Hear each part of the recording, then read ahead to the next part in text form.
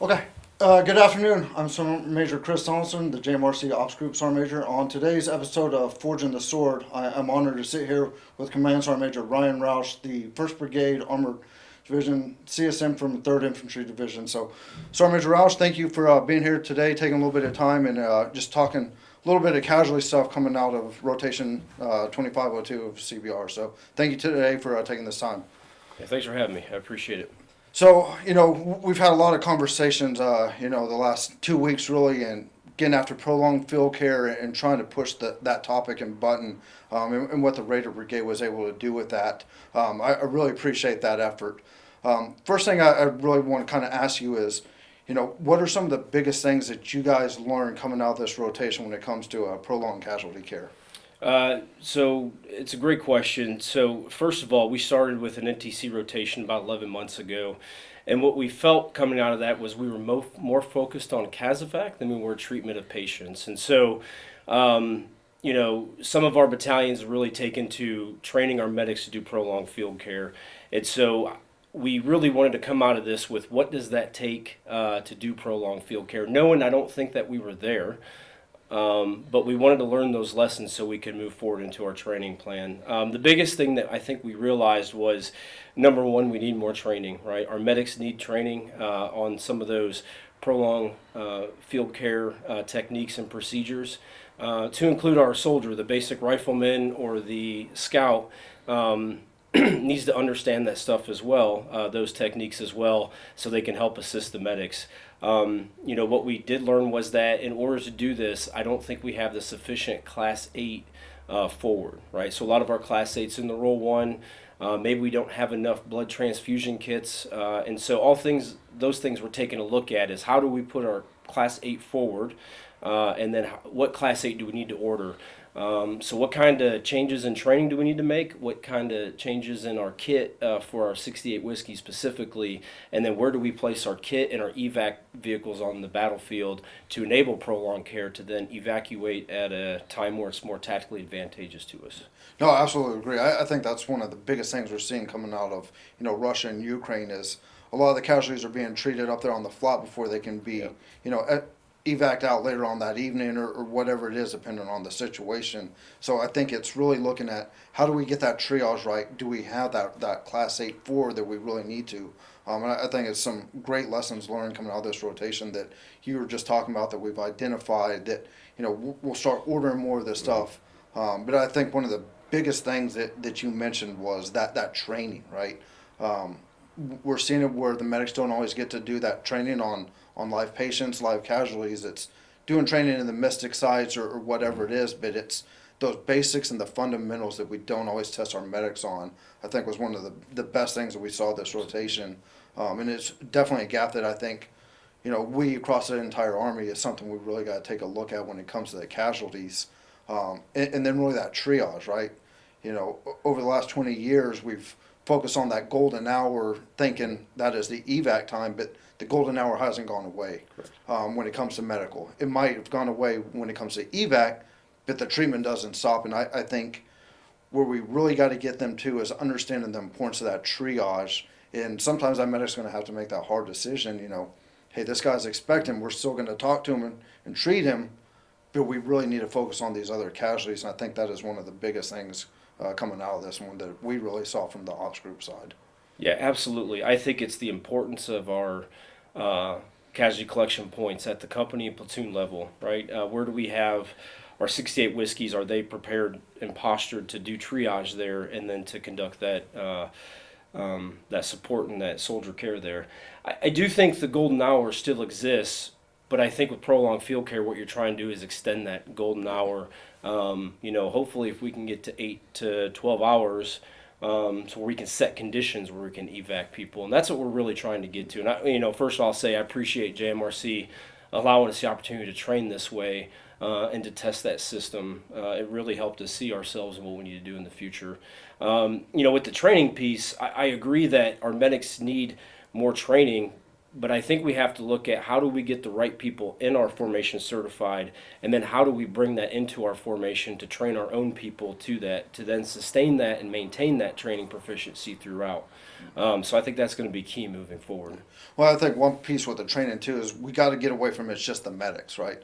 Those 11s, the 13s, the 12s, the 19s, they also need to be able to do this because we're definitely short, Yeah. across the armies for our 68 whiskeys, and if they're rolled up into a mass column doing that triage, what are the other soldiers on the ground doing? And it gets back to, are we getting them to CLS, or are we getting them to that advanced training so that the other soldiers can actually help in that scenario when it comes to that prolonged casualty care?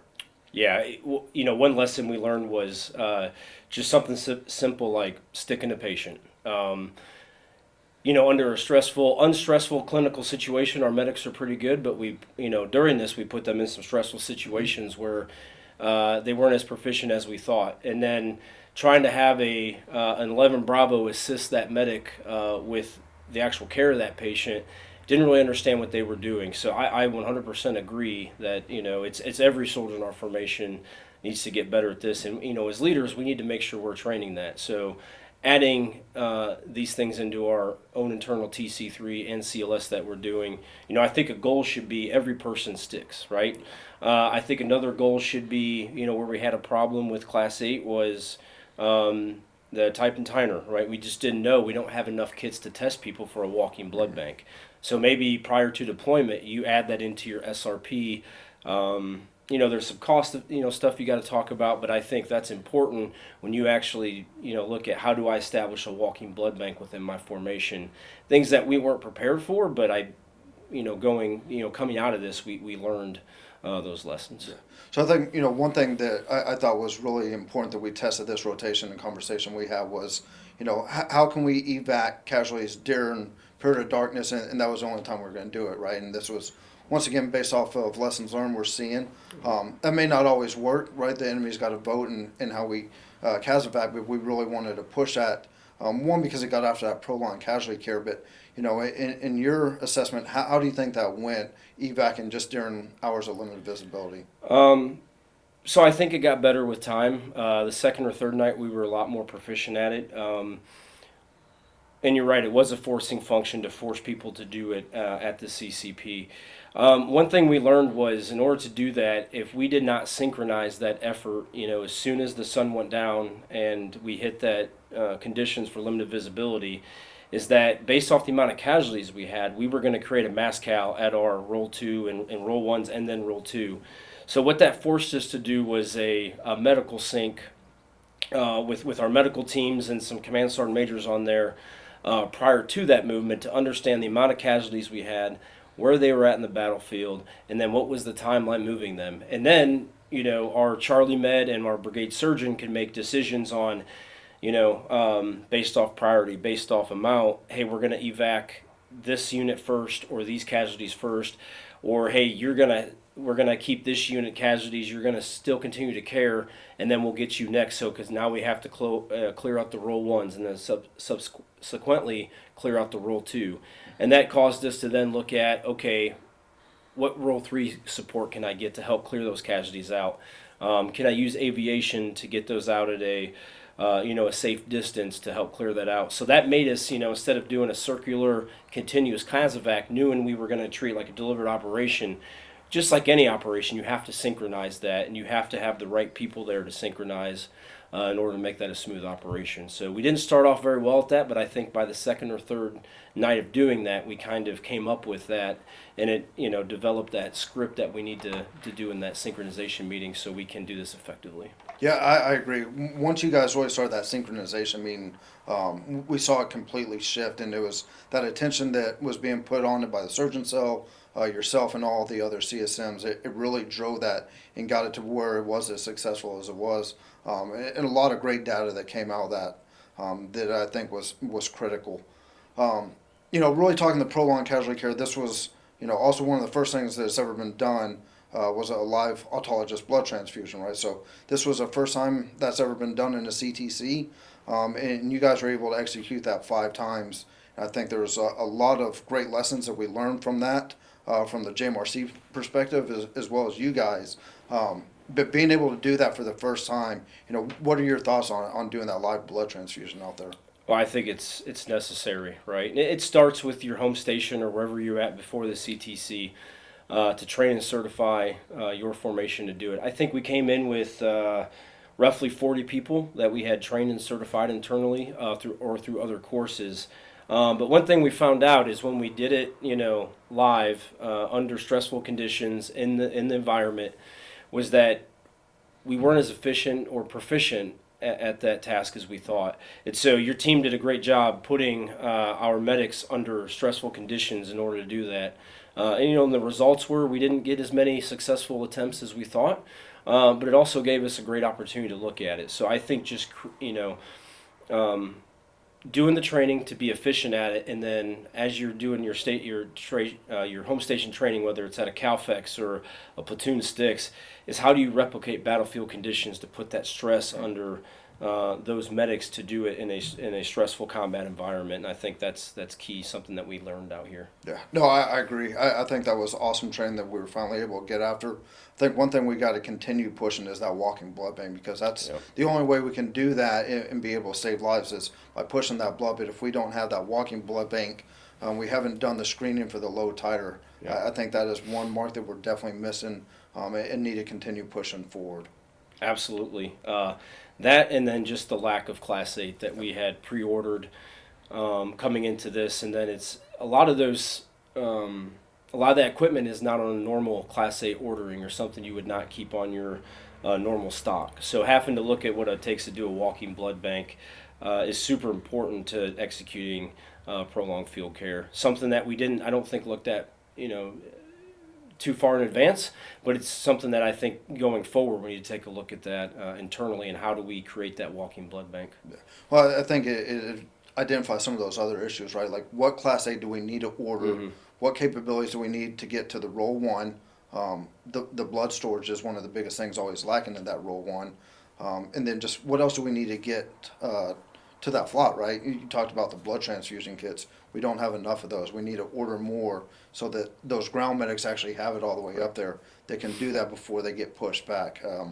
So I think that's probably one thing that you guys really identified was that shortcoming. What are some of the Class 8 pieces that we're missing that we really need to order? So, I think the last thing is if you could recommend to future brigade sergeant majors, like what would be your focus now after this rotation when you really start talking prolonged casualty care, blood transfusion, walking blood bank? What would be your best recommendation to them and what to focus on?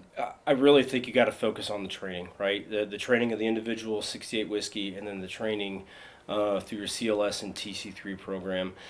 That's the basis, right? Because if you're not trained to do it, you can't train that overnight. So that takes the longest. And then I think the next thing I would focus on, once you've got a good training plan throughout, you look at your training plan, you insert that in there so you have the people trained, and then looking at things like what Class 8 do I need to order, and once you have those things set in place, then you can really adapt to the scenario. But those are two things that you need, the training and the Class 8 resupply, I think, to execute this in an efficient manner. Yeah, no, I completely agree. So, just in closing, I want to say thank you so much for the attention and effort that you put on this, that we don't focus enough of our time and energy on. We saw some things that we're going to continue to grow on here at JMRC, and how do we involve this in the rest of the CTCs, but just the effort that you and your team put into this is going to pay dividends for the Army. So thank you so much for doing that, and thank you for taking the time today to just sit here and talk through some of these issues that I think we're all starting to see and really need to focus on. Yeah, I appreciate the opportunity. This is a learning event like anything else, and the fact that we came out of this with a lot of lessons learned, and innovation and modernization is not just the shiny kit and the flying object. It's also what are some basic things that we need to be doing in our Army, and I think this is one of the things to highlight. And so really appreciate the opportunity working with us to enable that learning objective. Awesome. Well, I appreciate it. Thank you so much. Brother. Thanks.